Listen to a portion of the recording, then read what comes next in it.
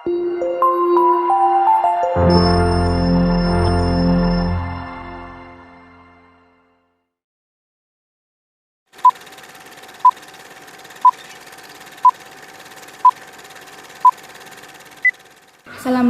warahmatullahi wabarakatuh. Pamirsa, wilujeng patepang sareng abdi Tiara Zenobia Nafisa dina acara Warta Bogor. Warta anu baris kapindangkeun nyaeta korban longsor di Desa Tenjolaya diajar di tenda.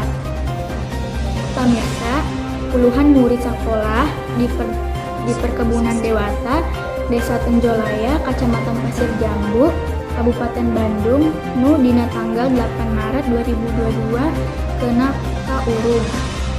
Masih kene diajar di tenda darurat.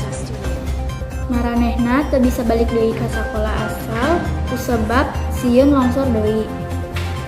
Kukuhu pos koordinasi bersama mitigasi informasi jeung bantuan musibah pasir Jambu. Ciwidey, Rancabuli, Asep Telani netelkeun aya 242 budak sakola dasar nepi ka sakola menengah pertama anu jadi korban longsor. 46 urang diantarana nyaeta murid SDN Dewata anu sakolana deket jeung tempat longsor.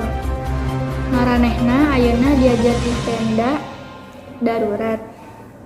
Khusus pikeun kelas genep anu ahad ieu bakal nyangharapkan ujian nasional.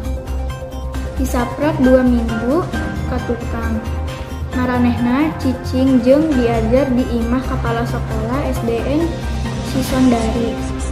Pamirsa, jeung sakitu nu kapihatur wilujeng patepang deui dina warta nu bakal dongkap. Amit mundur, amit mungkur. Assalamualaikum warahmatullahi wabarakatuh.